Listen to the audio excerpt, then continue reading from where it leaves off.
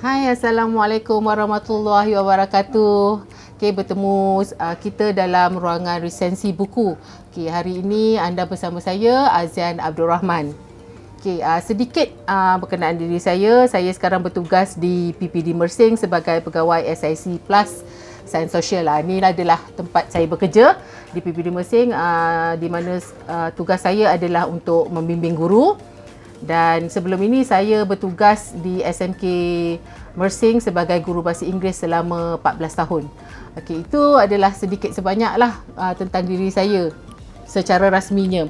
Tapi secara tak rasminya, saya ni seorang yang gemar juga menulis di masa lapang, adalah buat sikit-sikit penulisan. Okey, suka juga melukis dan juga suka travel, suka melancong. Jadi kebanyakan hasil-hasil kerja saya adalah berdasarkan kepada apa yang saya telah alami, pengalaman yang dulu-dululah. Nanti saya akan cerita lebih lanjut lagi bagaimana saya memulakan karier ataupun memulakan orang kata mencebur diri dalam bidang penulisan ni dengan lebih detail. Kita tunggu. Okey, saya akan cerita kemudian. Okey, bye. Okey rakan-rakan, mengenali Puan Sri Diah, guru penulisan saya sebenarnya bermula pada tahun 2018 lagi. Ketika itu, pada mulanya saya mendaftar untuk kelas penulisan di Spudai, di Sinaran Ilmu. Kak T ni yang menguruskan, Kak T Puan Hayati Daud. Okey, jadi pada tahun itu sebenarnya saya tak dapat menghadiri kerana ada kekangan. Jadi Puan Hayati inilah yang beria sebenarnya cakap, Yan tulis je. Akak bagi 2 jam ni, akak nak submit dekat Mak Sri. Yan kena tulis juga. Jadi saya pun tak ada idea kan, cakap alamak Kak T nak tulis apa. Tapi Puan Hayati ni dia seorang yang sangat positif. Dia paksa juga ambil komputer, kau type dekat sini kat tempat Kak T. Jadi saya pun pantaslah kan menaip. Idea masa tu pun tak tahu datang daripada mana, orang kata Allah punya ilham lah saya rasa kan. Saya pun memulakan saya punya penulisan yang pertama iaitu dalam antologi Retak 1000 itu adalah wajah jujur kita. Ini antologi saya yang pertama terkandung dalam buku ni. Nanti saya akan cerita dekat mana sebenarnya lokasi yang saya menulis buku ni. Ceritanya latar belakangnya. Okey, jadi bermula daripada Retak 1000 saya dah mengorak langkah dengan terujanya ketika menghadiri pelancaran secara besar-besaran masa tu di Pesta Buku Antarabangsa Kuala Lumpur. Kami pergi naik flight dan sebagainya ni. Wah, beria-ria kan pergi. Masa buku tu dirasmikan Kembar 10 tak silap saya masa tu. Pertama kali BKH diperkenalkan buku kisah hidup. Dan sejak itu saya mengikuti semua penulisan-penulisan yang Puan Sri Diah adakan. Saya cuba menyertai, termasuklah orang kata BKH Mak, kemudian karyawan guru, legasi Abah. Saya cuba untuk juga menghantar karya-karya di dalamnya. Jadi tunggu dia apakah punca, apakah latar belakang cerita dan juga apakah ilham-ilham yang telah saya masukkan dalam penulisan-penulisan ini. Saya akan cerita sepanjang perjalanan anda bersama saya nanti selama lebih kurang 20 minit. Okey? Tunggu tau. Bye.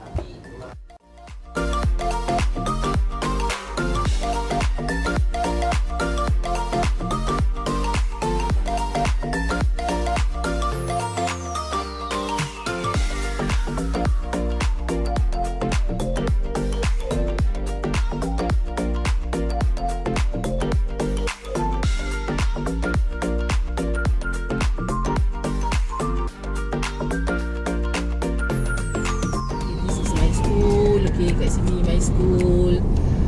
Bye SMK. Okay. This is my house. Okay. Kita pusing sini lah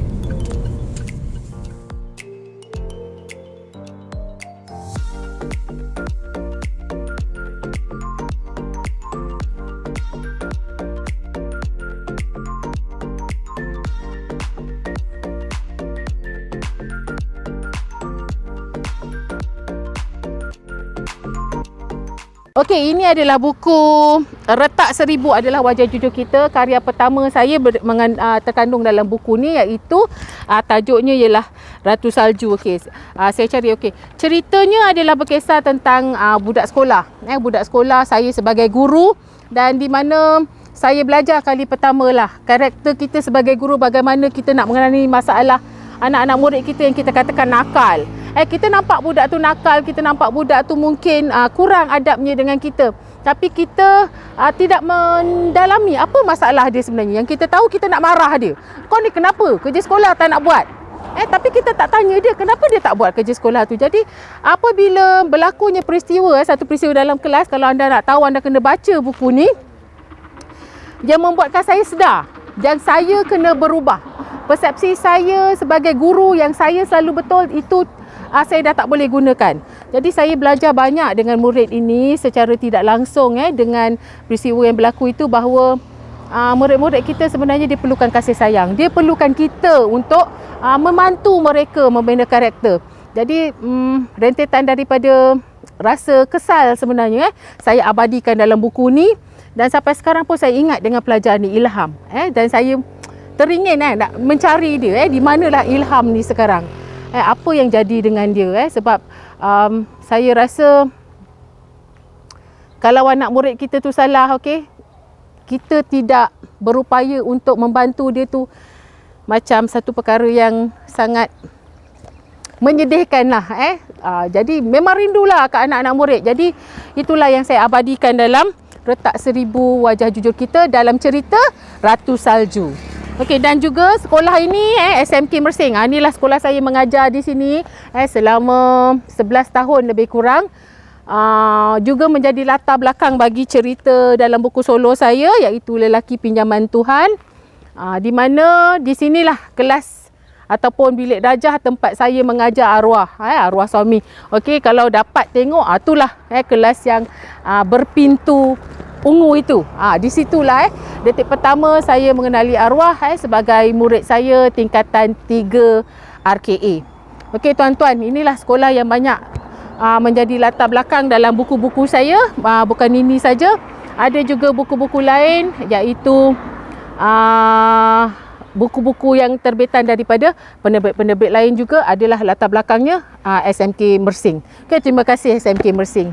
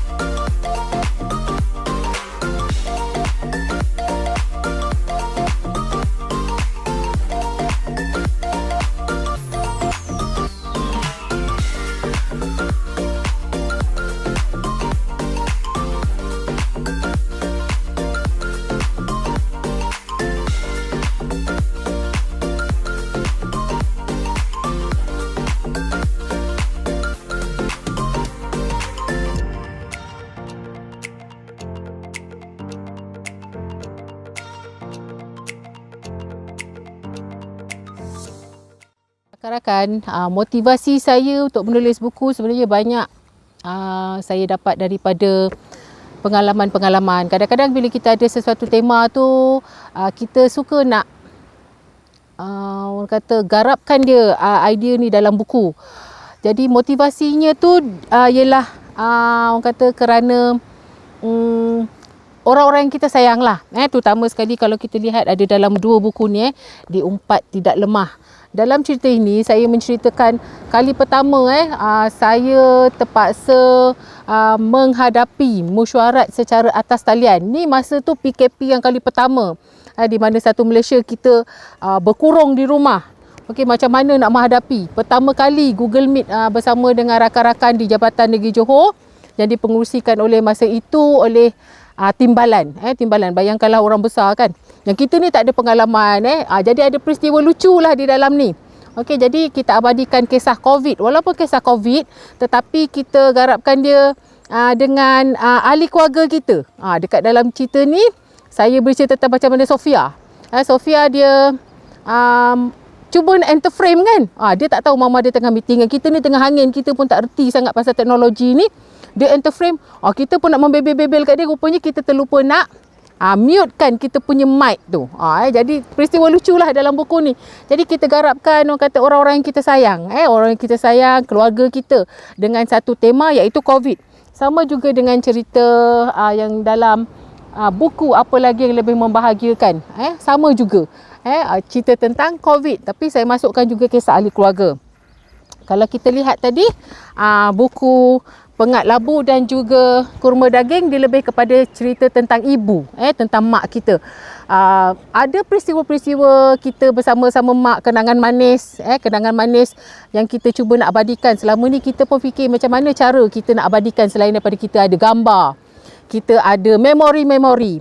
Tapi kita tak ada sesuatu yang dia sendiri boleh tengok. Mak kita sendiri boleh baca, macam ni tanggapan anak aku kepada diriku, contohnya. Jadi di sinilah saya abadikan kasih sayang seorang mak, bagaimana menyediakan juadah tanpa jemu, seorang suri rumah berpuluh-puluh tahun menyediakan juadah untuk santapan keluarga. Jadi dalam dua buku ni, walaupun kita bercerita tentang mak, kita abadikan juga resepi warisan keluarga. Jadi kalau nak tahu apa resepinya, boleh dapatkan buku ini, iaitu Kurma Daging Pujaan dan satu lagi Pengat Labu Kasih Sayang. Kedua-duanya ini adalah di bawah editor Sri Diah. Saya banyak menulis di bawah Sri Diah. Memang suka berada di bawah bimbingan beliau. Banyak ilmu yang saya dapat. Jadi tuan-tuan dan puan-puan, apa yang menjadi motivasi utama ialah keluarga lah. Orang-orang yang kita sayang. Orang-orang yang kita sayang. Jadi kita nak abadikan mereka. Jadi jangan sampai orang kata memori itu hilang. Kalau di dalam buku yang retak 1000 ini tadi, saya bercerita tentang anak murid. Kerinduan kepada dunia sekolah. Dunia bilik darjah. Dunia anak-anak murid tu memanggil kita guru. Dunia-dunia kita nak mengajar. Saya dah tak rasa lagi perkara-perkara itu. Jadi macam mana saya nak mengabadikan rasa sayang itu ialah melalui watak-watak yang ada dalam buku ni. Dan juga di sinilah juga saya belajar. Saya nak cerita tentang bagaimana saya belajar untuk menjadi seorang guru yang lebih peka kepada keperluan anak murid dia. Bukan saja anak murid kita perlu memperbarui ataupun membaiki diri, tetapi kita juga sebagai guru, kita kena belajar banyak tentang anak murid kita. Tak semuanya mereka itu latar belakangnya bahagia, elok-elok seperti kita. Kadang-kadang mereka menghadapi masalah keluarga seumur remaja. Kalau kita tidak membantu untuk membentuk mereka, bagaimanalah kehidupan mereka di masa akan datang. Jadi tuan-tuan, cerita-cerita tentang anak murid ni saya abadikan. Kisah-kisah anak-anak yang dulu kita panggil, kita tak panggil dia orang kata melampau sangat lah kan. Cuma nakal lah. Nakal juga mereka masih lagi belajar mengenali diri. Kalau misalnya marah kepada ibu bapa, pada siapa mereka nak lepaskan? Kadang-kadang pada kita. Jadi kita jangan juga turut melatah atas apa yang mereka lakukan. Jadi tuan-tuan, itulah motivasi saya menulis buku-buku antologi yang ada pada tangan saya ni. Sebenarnya ada lagi saya cuba juga berjinak-jinak dengan puisi-puisi dan juga pantun-pantun. Itu mungkin kita akan ceritakan di sesi yang akan datang. Selepas ini saya akan bercerita solid tentang buku solo saya, iaitu Lelaki Pinjaman Tuhan. Buku ini adalah satu buku yang sangat-sangat istimewa di hati saya. Ini adalah cerita yang sangat peribadi pada saya. Tapi atas sebab tertentu saya ceritakan juga, saya hasilkan juga buku ini untuk tatapan anda yang telah pun mendapatkannya. Jadi nak tahu kenapa buku ini ditulis, siapa wataknya dalam buku ini, saya akan ceritakan sebentar lagi. Jom ikut saya ke lokasi seterusnya. Saya akan cerita siapakah lelaki pinjaman Tuhan.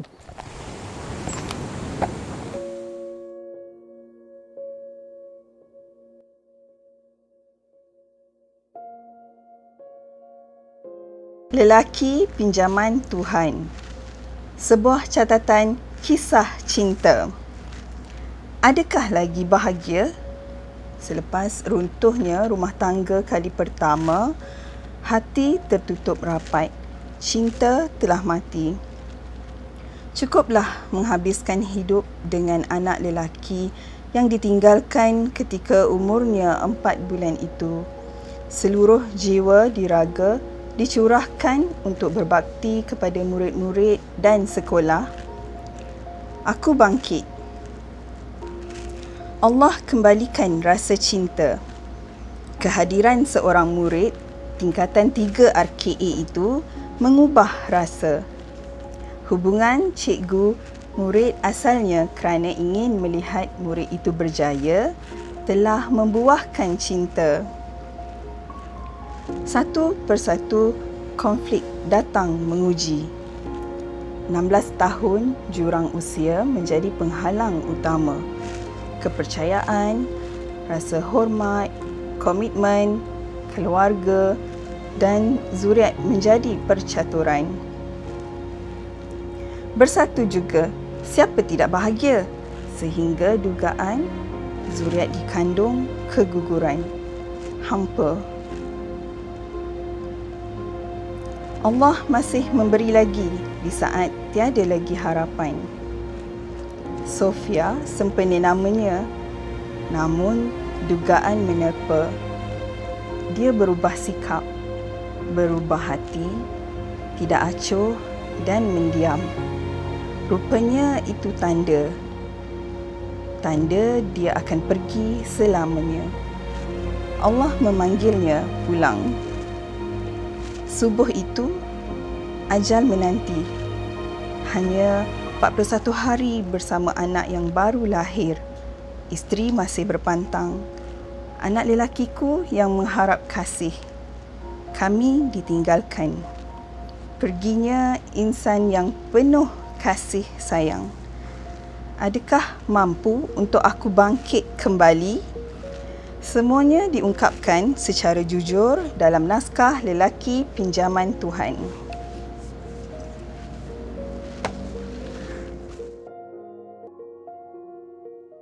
Bismillahirrahmanirrahim. Alhamdulillah. Jadi kita bertemu lagi. Hari ini saya akan bercerita tentang buku solo yang pertama kali diterbitkan pada tahun 2020, iaitu Lelaki Pinjaman Tuhan di bawah bimbingan Puan Sri Diah. Okey. Jadi pertama kalinya kenapa saya menulis buku ini? Ada beberapa sebab kenapa saya menulis buku ini. Sebenarnya buku ini dia adalah satu kisah yang terlalu peribadi untuk saya. Jadi tapi saya rasakan perlu untuk berkongsi dengan semua rakan-rakan supaya kenangan dan juga memori itu tak hilang. Jadi pertamanya mengapa buku ini ditulis adalah kerana saya merasakan kisah yang terkandung dalam buku ini ataupun kisah yang berlaku dalam hidup saya ni adalah satu yang unik lah. Unik iaitu saya merupakan ibu tunggal. Kemudian orang kata kita bercinta dengan anak murid. Anak murid dan jarak umur kita ialah 16 tahun. Jadi jarak itu merupakan satu halangan di mana macam-macam yang kami tempuh yang saya ceritakan dalam buku ni, dan kemudian orang kata takdir Allah tu mengatasi segalanya. Kita dapat juga mendirikan rumah tangga, tetapi orang kata bahagia tu sekejap saja kerana Allah mengambil dia pulang. Dan semuanya saya catatkan di dalam ini. Jadi pada saya kisah tu satu kisah yang unik lah untuk saya kongsikan dengan masyarakat, bahawa banyak kisah-kisah yang berlaku di sekeliling kita yang kadang-kadang kita tak tahu. Jadi ketahuilah Allah itu maha besar. Jadi apa saja kurniaan, apa saja keunikan yang dikurniakan tu adalah penyebabnya. Yang keduanya, mengapa saya menulis buku ini? Kerana first kali bila arwah tu dia pergi tu secara tiba-tiba kerana kemalangan. Bila kemalangan tu kita tak sempat nak ucap selamat tinggal, dan saya sangat teringin untuk berbual semula dengan arwah sebenarnya. Teringin nak berbual macam dulu-dulu, berkongsi cerita, bergurau dengan dia, okey, mengenang-kenang kisah-kisah kami yang dulu-dulu masa kami berkawan, kami bercinta. Jadi dalam buku ini saya membahasakan kata ganti nama diri, saya dan awak. Kenapa saya dan awak? Dia seolah-olahnya kalau pembaca membaca cerita ini, dia seolah-olahnya kalian akan melihat saya berbual dengan arwah sebenarnya. Jadi orang kata sekurang-kurangnya orang kata terhapus jugalah orang kata perasaan rindu tu yang nak berbual dengan dia tu. Walau macam mana pun orang kata tak adalah sama macam kita berbual secara berdepan kan, tapi saya cukup berpuas hatilah dapat meluahkan segalanya dalam buku ini. Yang ketiganya, mengapa saya menulis buku ini adalah salah satunya dokumen dokumen untuk anak-anak dia. Okey, Hakimi mengenali dia masa umur 4 tahun. Banyaklah memori yang terakam. Tetapi kalau anak dia ni, Sofia ni, macam memang tak kenal dia langsung lah. Lahir-lahir dia tak kenal ayah dia siapa. Kenal masa sepanjang dia 41 hari hidup. Jadi kalau saya nak bercerita balik siapa papa dia, papa Sofia ni bagaimana orangnya, saya tak dapat sebab apabila beliau pergi, banyak benda-benda yang saya dah terlupa sebab kita dalam proses kita nak bangkit kembali, kita nak merawat luka kita, ada perkara-perkara yang macam kita dah kelupaan. Jadi saya bimbang satu hari saya tak akan mampu untuk bercerita siapa ayah Sofia yang sebenarnya, ataupun saya tertinggal kenangan-kenangan yang sepatutnya Sofia tahu. Jadi apabila saya merakamkan semua ini dalam buku, bukan saja dengan cerita permulanya saya mengenali arwah sebagai murid saya masa dia tingkatan 3, tetapi juga bergambar dengan gambar-gambar semua saya sertakan. Saya harap ia menjadi satu dokumentasi bila Sofia sampai masanya dia nak mengenali ayah dia, dia dah ada buku ni dan dia boleh baca. Cuma kalau misalnya dia ada persoalan, dia boleh bertanya kepada saya. Okay, jadi ini memudahkan orang kata saya menyimpan memori tu. Bak kata Puan Sri Diah, tulislah selagi kita masih hidup, inilah kenangan yang kita akan simpan selepas kita tiada nanti. Okey, jadi saya berbesar hati dapat menulis tentang arwah. Dan seterusnya mengapa saya menulis buku ini adalah khas untuk sahabat-sahabat dia. Sahabat-sahabat dia yang sangat sayangkan dia. Sebab arwah ni istimewa orangnya. Dia sangat disayangi daripada rakan-rakan dia yang dulu dari sekolah tadika sampai sekolah menengah sampai universiti yang saya dapat sebutkan beberapa nama: Afiq, Najwa, Muiz, Nadia, siapa lagi, ada ramai kawan-kawan dia. Dan juga apabila dia bekerja di Shimano, Sufian, Aidil, Nat, Syamsul, ramai rakan-rakannya yang masih lagi ingin mengetahui perkembangan dan juga mengetahui ceritanya. Jadi dengan adanya buku ini, mereka dapat mengenali arwah dengan lebih rapat lagi. Dan seterusnya buku ini saya tulis kerana arwah adalah seorang lelaki yang sangat istimewa pada saya. Dengan kebijaksanaan dia, dengan genius dia. Dia pada saya seorang yang sangat genius. Daripada pembelajaran dia sampailah dia bekerja dengan akhlak dia yang sangat baik. Jadi mengapa kita tidak sebarkan kita berkongsi pahala untuk arwah. Semoga dia mendapat kasih sayang di sana dengan pahala jariah yang mengalir apabila kita menceritakan yang baik-baik dan orang membaca yang baik-baik tentang beliau. Jadi itu adalah sebuah sedikit mengapa saya menulis cerita ini. Dan jika anda ingin mendapatkan buku ini, masih boleh menghubungi saya di talian 019-738-0535. Stok buku ni masih ada lagi. Okey, jadi banyak cerita-cerita yang lucu, cerita-cerita mengundang ketawa, cerita-cerita yang mengundang air mata, anda akan boleh dapat dalam satu buku ini. Okey.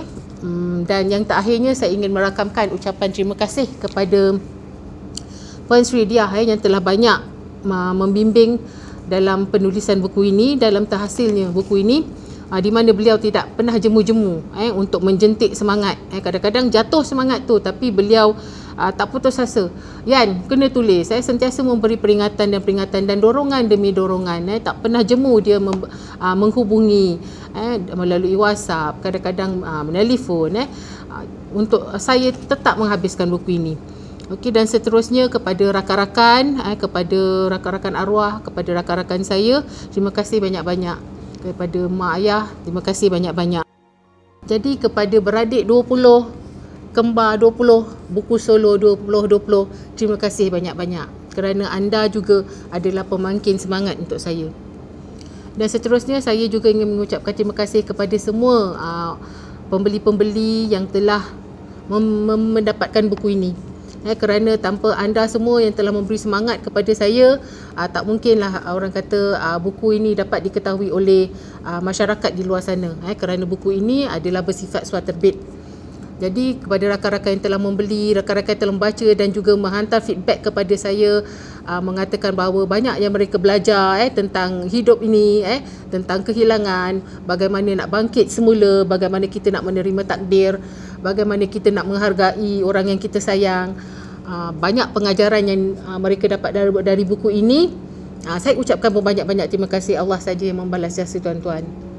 Dan yang terakhir sekali, saya ingin mengucapkan terima kasih secara peribadi dan juga dari sudut hati yang paling dalam kepada seorang sahabat. Bukan saja sahabat, teman dunia akhirat, Siti Hawa. Terima kasih kerana sentiasa berada dengan Kak Yan, susah senang, menangis, ketawa.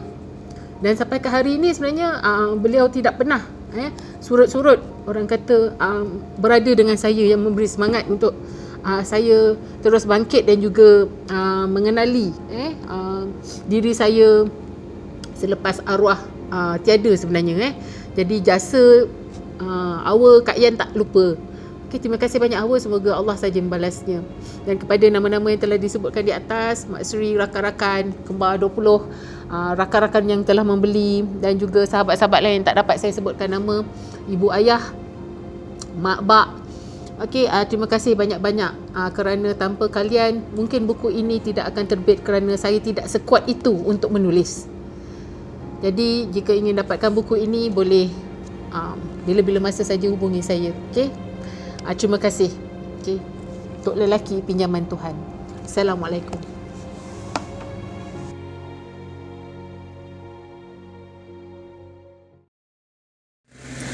Tuan-tuan dan puan-puan, untuk projek saya yang seterusnya, projek penulisan saya seterusnya, okey, kita nak cerita tentang My Mercy.